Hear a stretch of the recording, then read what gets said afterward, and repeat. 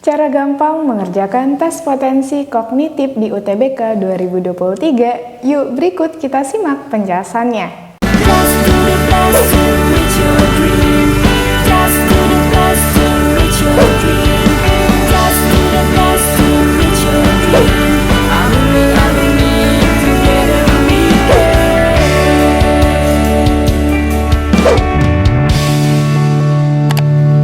Mau belajar TPS UTBK 2023 versi kurikulum merdeka? Ikut kelas online di GP Media aja. Kamu bisa belajar 4 subtes TPS dalam 20 kali pertemuan dengan benefit ebook, 12 kali tryout, dan masih banyak benefit lainnya. Harganya 350.000 aja loh. Ayo buruan daftar dan jangan ketinggalan. Kapan lagi kamu bisa ikut tryout UTBK gratis di GP Media kalau bukan sekarang? Siapa aja bisa ikutan loh, jadi jangan sampai ketinggalan. Bagi kalian yang lagi cari tryout UTBK dan ujian mandiri untuk masuk PTN, gak usah bingung karena GP Media menyediakan tryout UTBK dan ujian mandiri untuk beberapa PTN ternama di Indonesia. Mulai dari harga 25.000, kalian sudah dapat ribuan soal prediksi, video pembahasan, dan ada kelas online juga loh. Tunggu apa lagi? Yuk daftar sekarang!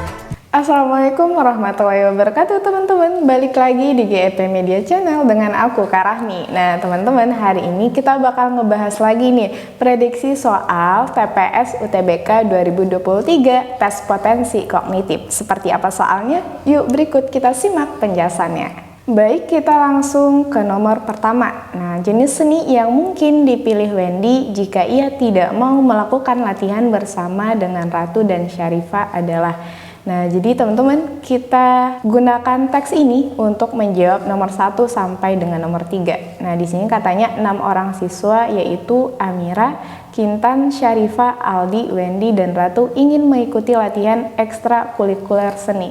Nah, di sini Amiranya kakak misalin A, kemudian Kintannya K, Syarifahnya S, Aldinya A, Wendy W, dan Ratu R. Jadi, jadwal latihan seni yang tersedia adalah sebagai berikut. Ada seni rupa dan seni tari hari Senin, seni musik dan seni teater hari Kamis, seni sastra dan seni ukir dan pahat hari Jumat. Nah, berarti teman-teman kalau kita lihat dari sini setiap satu hari itu ada 2 seni ya. Kita lihat ketentuannya. Yang pertama, setiap anak hanya bisa mengikuti paling banyak 1 jenis seni dalam sehari.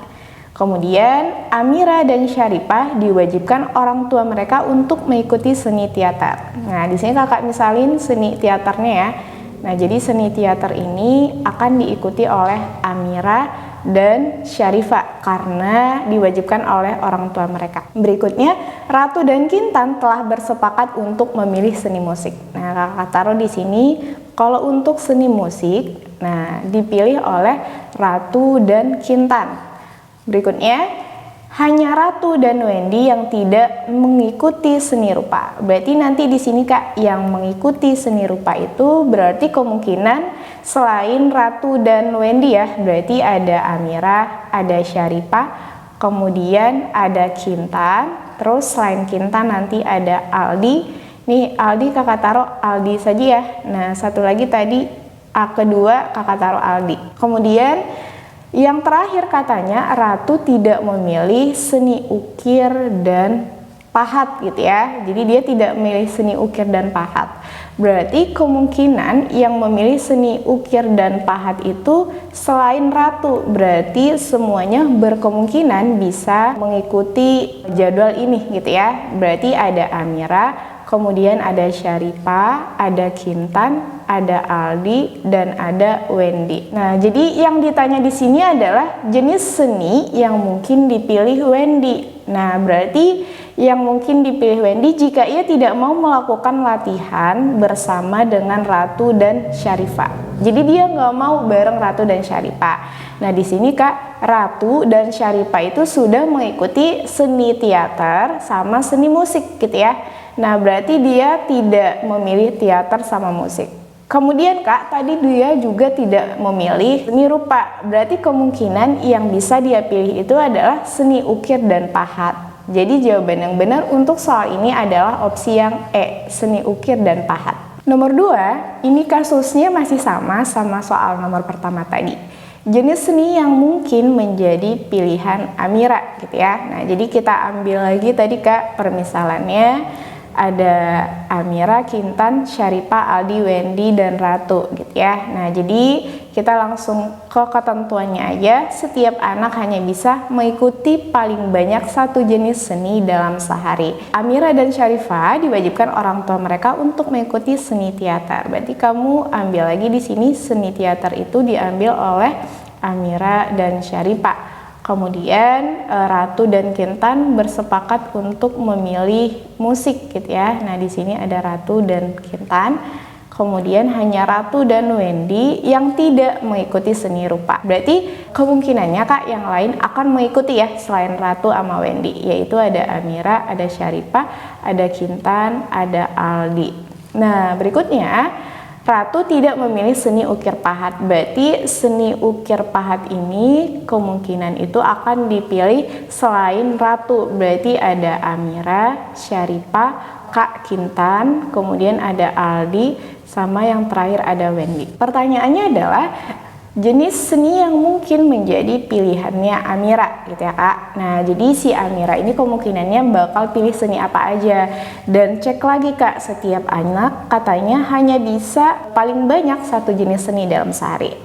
Di sini Amira udah ngambil seni teater gitu kan ya. Nah, berarti seni teater itu hari Kamis. Berarti si Amira nggak boleh lagi milih seni musik gitu. Jadi seni musiknya udah nggak bisa dipilih oleh Amira. Nah, kemudian kemungkinan berikutnya adalah dia akan bisa juga gitu ya mengikuti tadi seni rupa gitu. Jadi ada seni teater, kemudian ada seni rupa. Karena seni rupa ini Kak adanya di hari Senin gitu ya. Jadi nggak bertabrakan gitu. Jadi sehari itu nggak ada dua seni yang dia ikutin gitu ya. Nah, berarti seni teater, seni rupa. Nah, yang terakhir teman-teman yang bisa dia pilih itu adalah ukir dan pahat gitu ya. Kemungkinannya di sini ada seni ukir dan pahat.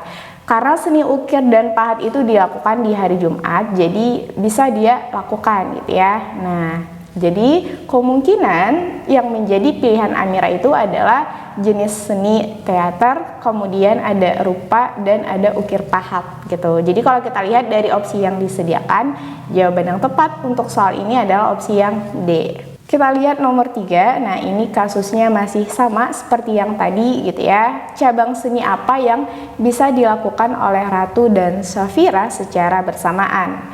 Ini kakak tulis lagi, tadi teaternya itu sudah dipilih oleh Amira dan Syarifah. Kemudian seni musiknya dipilih oleh Ratu dan Kintan.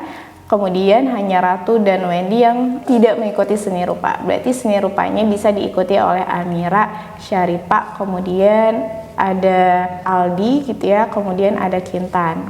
Yang terakhir Ratu tidak memilih seni ukir dan pahat. Berarti seni ukir dan pahat ini yang lainnya akan mengikuti gitu ya. Selain Ratu kemungkinannya akan mengikuti gitu. Berarti ada Amira, kemudian Syarifah, ada Aldi, ada Kintan, dan yang terakhir ada Wendy gitu.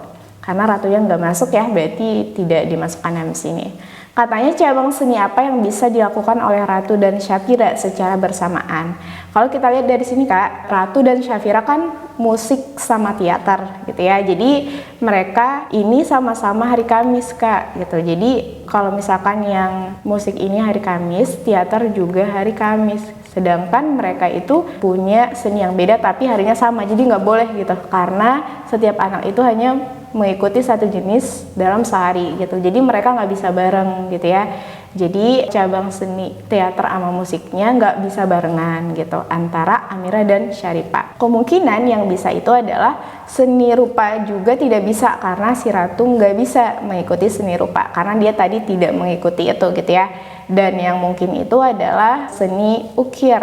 Seni ukir pahat ini tidak bisa. Kenapa? Karena Ratu tadi tidak memilih seni ukir pahat. Berarti kemungkinan yang lainnya apakah gitu? Karena seni rupa juga nggak bisa, musik juga nggak bisa, ukir dan pahat juga nggak bisa. Berarti yang terakhir itu adalah seni sastra. Nah, jadi seni sastra ini kemungkinan bisa diambil oleh Amira dan Syarifah secara bersamaan, yaitu hari Jumat. Kenapa? Karena hari Jumat itu kan seninya ada ukir pahat dan sastra. Jadi ukir pahat itu nggak diambil oleh si Ratu gitu, jadi nggak bisa. Berarti jawabannya itu adalah seni sastra gitu. Jadi jawabannya adalah opsi yang D.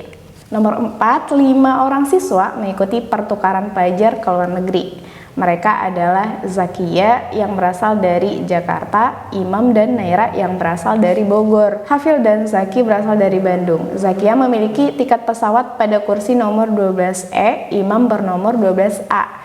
Naira bernomor 12B, Hafil bernomor peserta 12C, dan Zaki bernomor 12D. Jika peserta dari daerah yang sama tidak boleh duduk pada kursi yang bersebelahan, maka kemungkinan urutan nomor kursi pesawat pelajar adalah. Nah, jadi kita satuin dulu berdasarkan daerahnya gitu ya. Di sini Kak, tadi ada dari Jakarta, kemudian ada dari Bogor, dan yang terakhir ada dari Bandung. Kemudian kita lihat Zakia ini ada dari Jakarta, berarti si Zakia berasal dari Jakarta dan tiketnya itu adalah 12E gitu ya. Nah, kemudian yang dari Bogor itu ada 2 orang, ada Imam sama Naira ya dari Bogor. Ini kakak tulis dulu, Imam sama Naira.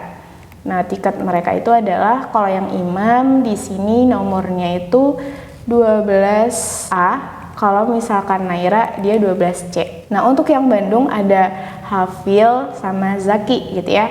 Nah, Hafil ini bernomor Naira tadi 12B ya, mohon maaf ya. Hafil 12C. Kemudian Zaki bernomor 12D. Katanya jika peserta dari daerah yang sama tidak boleh duduk bersebelahan. Berarti nanti Imam sama Naira nggak boleh duduk bersebelahan, Hafil dan Zaki juga nggak boleh duduk bersebelahan. Maka kemungkinan urutan nomor kursi pesawat pelajar adalah, berarti dari sini kita lihat aja, berarti yang urutan pertama itu Zakia dulu ya. Nah, yang 12E kenapa gitu ya, karena nanti dia kan nggak ada temennya yang sama, jadi dia di awal. Nah, kemudian setelah itu baru kita masukin Imam, nah baru 12A gitu ya. Nah, jadi nanti setelah Imam kita nggak boleh langsung ke Naira karena dia nggak boleh duduk bersebelahan karena daerah mereka sama gitu, sama-sama dari Bogor. Setelah Imam, Hafil dulu gitu. Nah, kemudian baru lanjut lagi ke Naira dan setelahnya baru ke Zaki gitu ya. Nah, jadi kita urutin aja nomornya. Jadi Zakia tadi 12E, kemudian Imam 12A, Hafil itu 12C. Kemudian Naira itu 12B, dan yang terakhir Zaki itu 12D. Berarti urutannya itu adalah 12E, 12A, 12C, 12B, dan 12D gitu. Jadi kalau kita lihat dari sini nomor mereka urutan yang benar itu adalah opsi yang E. Jadi di sini kakak punya soal terakhir, soal nomor 5. Jadi teman-teman silahkan dijawab soalnya dan jawabannya boleh ditulis di kolom komentar ya. Itu dia tadi pembahasan prediksi soal tes potensi kognitif UTBK 2023. Sekian dari kakak, semoga membantu. Sampai jumpa.